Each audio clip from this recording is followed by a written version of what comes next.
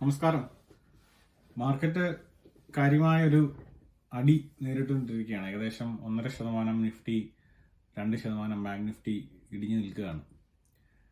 ഇത് എങ്ങനെ സംഭവിച്ചു, ഇനി അങ്ങോട്ട് എന്താണ് എന്നുള്ളൊരു ചോദ്യം എല്ലാവർക്കും ഉണ്ട്.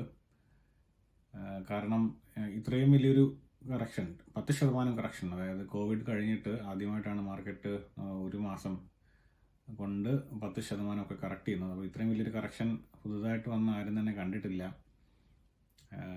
കണക്കനുസരിച്ച് ഇന്ത്യയിലെ 70% ഇൻവെസ്റ്റേഴ്സും കോവിഡ് കഴിഞ്ഞ് വന്നവരാണ്. അതുകൊണ്ട് അവരെ സംബന്ധിച്ച് ഇതൊരു പുതിയ സംഭവമായിരിക്കും. അതുകൊണ്ട് പലരും ഒരു കൺഫ്യൂഷനിലാണ്. എന്ത് ചെയ്യണം, ഇൻവെസ്റ്റ്മെൻറ്റ് നിർത്തണോ, വിറ്റിട്ട് ഓടണോ, വാങ്ങിക്കൂട്ടണോ, ഇങ്ങനെയുള്ള ഒത്തിരി ഡൗട്ടുകൾ എല്ലാവർക്കും ഉണ്ട്. അതുകൊണ്ട് ഒരു ക്ലാരിഫിക്കേഷൻ തരാവുന്ന രീതിയിലാണ് നമ്മൾ ഈ ഒരു വീഡിയോ ചെയ്യുന്നത്.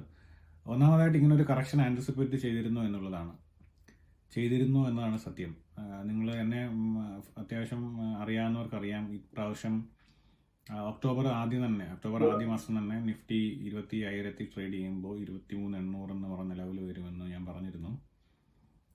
ആ ലെവല് ബ്രേക്ക് ചെയ്താൽ നമ്മൾ വലിയ കറക്ഷൻസ് കുറച്ചുകൂടെ താഴേക്ക് ലെവലിലേക്ക് 22,500, അങ്ങേയറ്റം പോയാൽ 20,500, ഈ രണ്ട് ലെവലുകളും വരാനുള്ള സാധ്യതയുണ്ട് എന്ന് പറഞ്ഞിരുന്നു. ഇപ്പോൾ നമ്മൾ കണ്ടത് ഒക്ടോബറിൽ താഴേക്ക് വന്നിട്ട് 23,800 സപ്പോർട്ട് എടുത്തു. അവിടുന്ന് മാർക്കറ്റ് കുറച്ച് മുകളിലേക്ക് പോയി.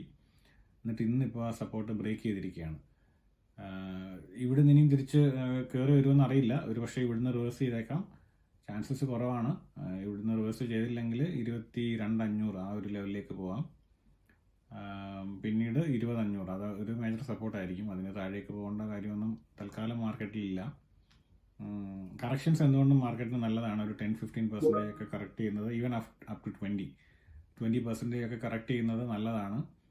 കാരണം നിങ്ങൾക്ക് കുറച്ച് പേർക്കെങ്കിലും അറിയാവുന്ന വരുന്നു, നമുക്ക് സ്റ്റോക്സിന് പി റേഷ്യോ ഉള്ളതുപോലെ തന്നെ നിഫ്റ്റിക്ക് ഓവറോൾ ഒരു പി റേഷ്യോ ഉണ്ട്. അപ്പോൾ നിഫ്റ്റിയുടെ ഓവറോൾ പി റേഷ്യോ നോർമലി ഒരു 20 ഒക്കെയാണ് നല്ല പി റേഷ്യോ. ഇപ്പോൾ കുറച്ച് ഓവർ വാല്യൂഡ് ആണ്, ഏകദേശം 22 ഒക്കെയാണ് പി ഇ. അപ്പോൾ നമുക്ക് ഇതിൻ്റെ പ്രശ്നം എന്താണെന്ന് വെച്ച് കഴിഞ്ഞാൽ, പി ഇ കൂടുമ്പോൾ അതനുസരിച്ച് നമുക്ക് കമ്പനികളിൽ റിസൾട്ട് നല്ലതായിരിക്കണം. പക്ഷേ നിഫ്റ്റിയിലെ മിക്കവാറും കമ്പനികളെല്ലാം മോശം റിസൾട്ട്സ് ആണ് ഈ ക്വാർട്ടറിൽ തന്നത്.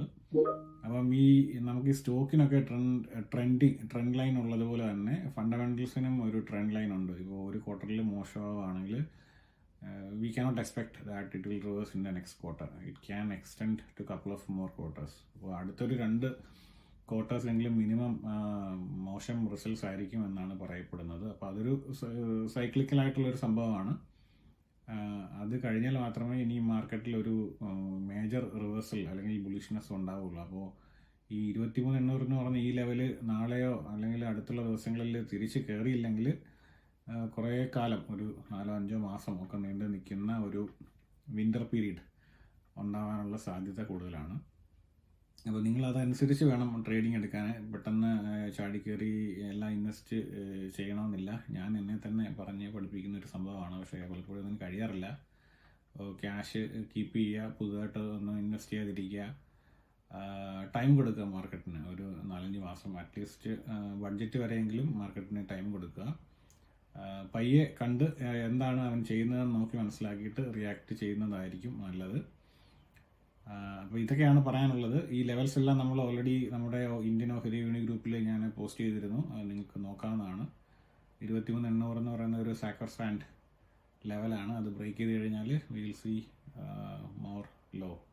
പക്ഷേ ഇവിടുന്ന് സപ്പോർട്ട് എടുത്താൽ നമുക്ക് തിരിച്ച് പോകാനുള്ളൊരു ഊർജ്ജം കിട്ടും. അപ്പോൾ ആർക്കും പ്രത്യേകിച്ച് 100% പ്രെഡിക്റ്റ് ചെയ്യാൻ പറ്റില്ല. നമുക്കെല്ലാം പ്രോബബിലിറ്റീസേ പറയാൻ പറ്റൂ. അതാണ് നമ്മളും ചെയ്തിരിക്കുന്നത്. അപ്പോൾ നമുക്ക് നോക്കാം എന്താകുമെന്ന്. നിങ്ങൾക്ക് കൺവിക്ഷൻ ഉള്ള സ്റ്റോക്കുകൾ നിങ്ങൾ ഹോൾഡ് ചെയ്യുക. സ്റ്റോക്ക് വിറ്റിട്ട് മാറണോ എന്നൊക്കെയുള്ള ചോദ്യങ്ങൾ പലരും ചോദിക്കുന്നുണ്ട്. പക്ഷേ അത് അത്ര ഒരു ഇഫക്റ്റീവായിട്ടുള്ള കാര്യമല്ല. കാരണം നമ്മൾ ഒരു സ്റ്റോക്ക് നമ്മൾ വിറ്റ് മാറി ക്യാഷ് വന്നു, നാളെ നമ്മൾ മറ്റൊരു ചാർട്ട് കണ്ടു, നമ്മൾ പെട്ടെന്ന് അതിൽ ചാടി കയറും, അതും താഴോട്ട് വരും, പിന്നെ അത് ലോസ് ബുക്ക് ചെയ്തു, അങ്ങനെ നമ്മൾ കുരങ്ങനെ പോലെ ചാടി കളിച്ചിട്ട് കാര്യമില്ല. നമുക്ക് കണ്ടീഷനുള്ള സ്റ്റോക്കുകളിൽ നമ്മൾ ഹോൾഡിംഗ് പൊസിഷൻ എടുത്തിട്ട് മിണ്ടാതെ അനങ്ങാതെ ക്ഷമയോടുകൂടി ഇരുന്നാൽ നമുക്ക് even after may be 6 months or 1 year we will come back to profit.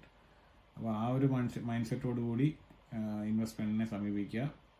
സിപ്പൊക്കെ ഉള്ളവർ സിപ്പ് കണ്ടിന്യൂ ചെയ്യുക, ഒന്നും നിർത്തേണ്ട കാര്യമില്ല. പലരും ചോദ്യങ്ങളൊക്കെ ചോദിക്കുന്ന കണ്ടു, ഞാൻ ലംസമായിട്ട് 1 lakh ഇൻവെസ്റ്റ് ചെയ്തു, ഇപ്പോൾ അത് 90 ആയി, ഞാനത് ചെയ്യണം.